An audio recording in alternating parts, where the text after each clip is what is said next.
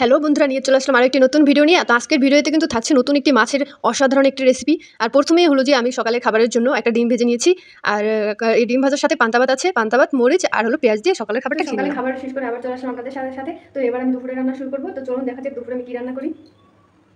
এই মাছটার নাম ভগ্নি মাছ। তো আজকে ভগ্নি মাছের রেসিপি আপনাদের সাথে শেয়ার করবো। অনেকেই এবার বলবে এটা তেলাপিয়া মাছ। আমি প্রথমে ভেবে দিয়েছিলাম এটা তেলাপিয়া মাছ, কিন্তু আসলে এটা তেলাপিয়া মাছ না, এটা ভগ্নি মাছ। এটা তেলাপিয়া মাছের মতোই দেখতে, বাট এটা একটা সামুদ্রিক মাছ। ভাত কিন্তু আমি অনেক আগে বসিয়ে দিয়েছি, ভাত ফুটতেও শুরু করেছে। তো কড়াইটা বসিয়ে দিলাম, একটু আঁচটা বাড়িয়ে নিলাম এদিকে।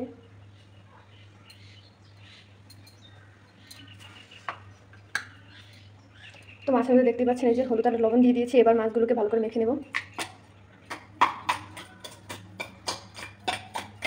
মাছগুলো ভালো করে মাখবেন যাতে লবণটা হলুদটা ভালো করে মাখা হয়ে যায়। এই দেখেন আমার কিন্তু মাছ কিন্তু ভালো করে মাখা শেষ। একেবারে দেখেন অনেক সুন্দর করে মাছগুলো মেখে নিচ্ছি।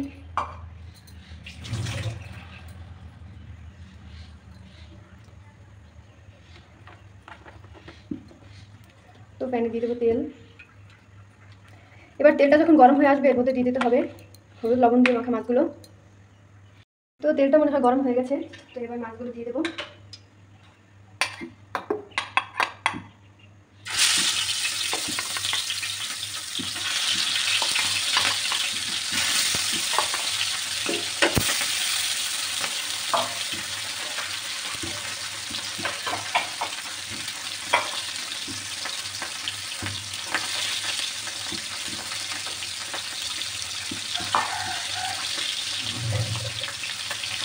মাছগুলো এখন উল্টে দেবো।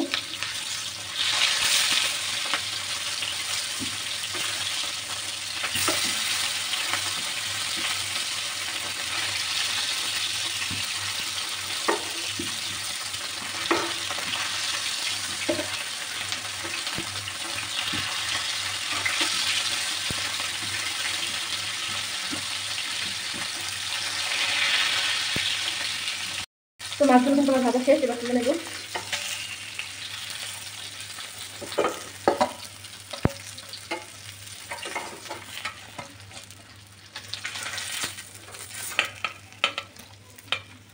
এই যে দেখতেই পাচ্ছেন মাছগুলো কিন্তু ভেজে তুলে নিয়েছি। এবার এই যে এরকম পিস করে কেটে রাখা আলুগুলো একেবারে আলু ভাজার মতো করে ভেজে নেব।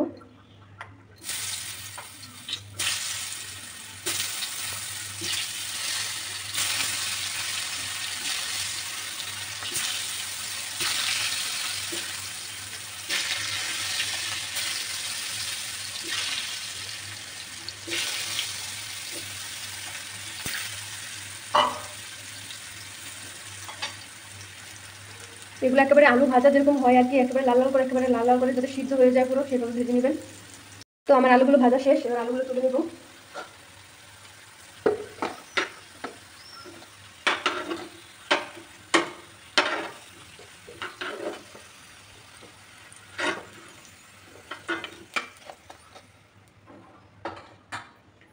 এবার প্যানটাকে নামিয়ে ফেলবো।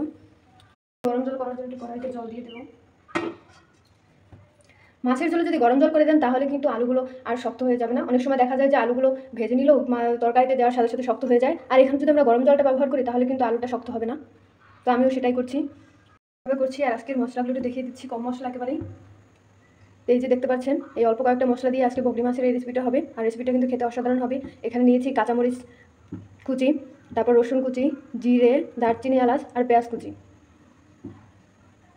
এগুলো দিয়ে আজকে ভগ্নি মাছটার ঝোল রান্না করবো আমি। আর রেসিপিটার নামটা আমি সবার শেষে বলবো, রান্নার শেষে। আর আপনারা দেখে অবশ্যই বুঝতে পারবেন। জল গরম কিন্তু হয়ে গেছে, এবার আমি জল গরমটা নামিয়ে ফেলবো।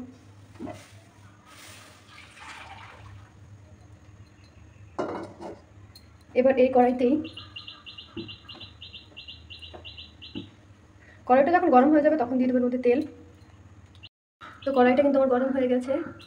আমি এখন ওই তেলটা দিয়ে দেবো যে প্যানে তো মাছ ভাজার পর যে তেলটা রয়ে গেছে সেই তেলটা দিয়ে দেবো।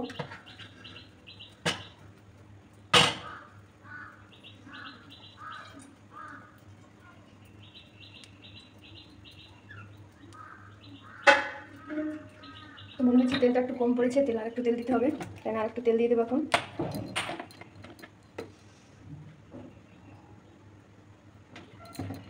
আর একটু তেল দিয়ে দিলাম।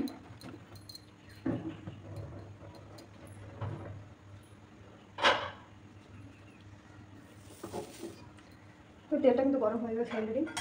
এবার সবগুলো আমি একসাথে দিয়ে দেবো। প্রথমে দিয়ে দিলাম কাঁচা চিনি, রসুন কুচি, জিরে, সব কিছু একত্রে দিয়ে দিলাম।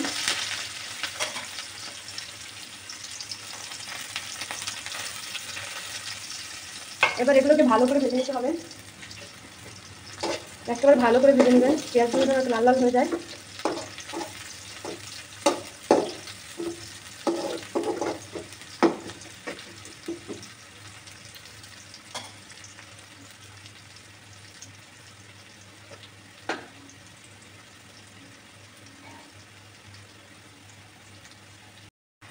আমার কিন্তু পেঁয়াজটা ভাজা শেষ।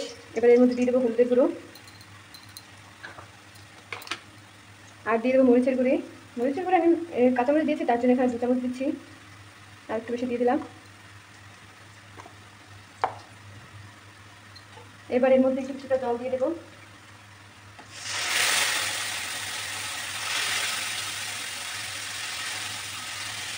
এবার মশলাটাকে ভালো করে কষিয়ে নেব, যত সময় আর কি মশলাটা তেল ছেড়ে না দেয়।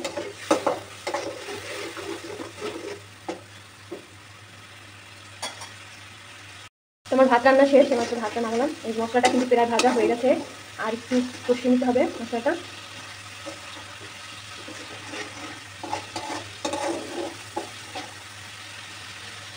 মশলাটা কষানো কিন্তু হয়ে গেছে। এবার ভেজে রাখা মাছ আর আলু সব কিছু একত্রে দিয়ে দেবেন।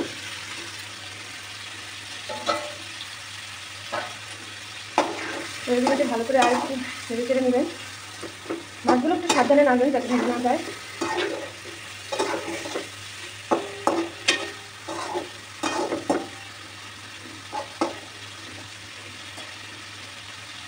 এভাবে 2-3 মিনিট রাখার পরে দিয়ে দেবেন গরম জল।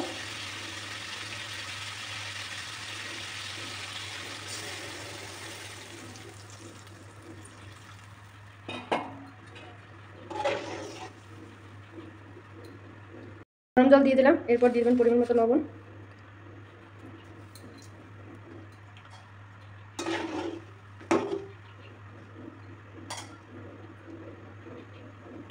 থাকছে তো এবার আমি একটু যাই হাওয়া খেতে। চলে আসলাম কিন্তু আমার রুমে, বাট আমার রুমটা কিন্তু অনেক অগোছালো। এই তো পাখা ছেড়ে দিলাম, 10 মিনিট বসে থাকবো। আপনারা কি কখনো রান্নার সময় রান্নাটা গ্যাসের চুলা বসে দিয়ে আপনারা কীভাবে ফ্যানের নিচে এসে বাতাস খান, তাহলে কিন্তু কমেন্ট করবেন। আমি প্রায় এসে বসে থাকি, কারণ ওখানে তেমন আর কিছু নেই। তো মাছের ঝোলটা যখন টেনে যাবে তখন তো নামিয়ে ফেলেই হয়ে যাবে মাছের ঝোল। তো এর আগে একটু গ্যাসের চুলা বসিয়ে দিয়ে 10 মিনিট জাল হতে থাক। তো এখন ফ্যান নিচে বসে দিয়ে মাথার উপরে কিন্তু ফ্যান চলতেছে। তো চলে আসলাম দেখতে যে মাছের ঝোলের কী অবস্থা। তো চলুন দেখি। এবার এর মধ্যে দিয়ে দেবো জিরের গুঁড়ি,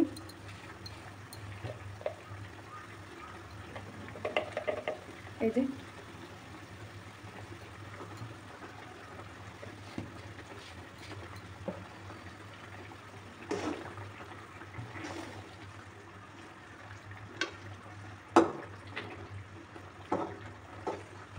তো এবার ঝোলটা দেখে নেব কেমন হয়েছে।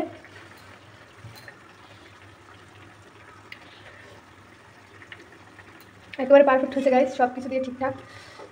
বা এরকম মাছের ঝোল হলে আর কি লাগে, আর কিছুই লাগে না ভাত খেতে।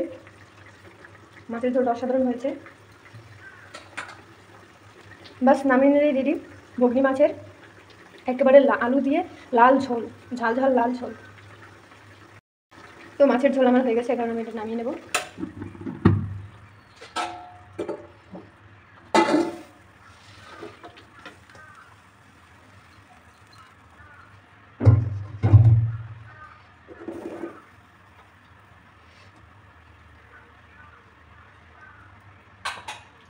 দেখতেই পাচ্ছেন কতটা সুন্দর হয়েছে দেখতে, কতটা কালারফুল এসেছে, কত সুন্দর কালার এসেছে মাছের ঝোলের। ঝোলটা দেখছেন, দেখলেই তো মনে হয় যে এখনই ভাত নিয়ে খেয়ে ফেলি, এত সুন্দর রান্না হয়েছে আজকে।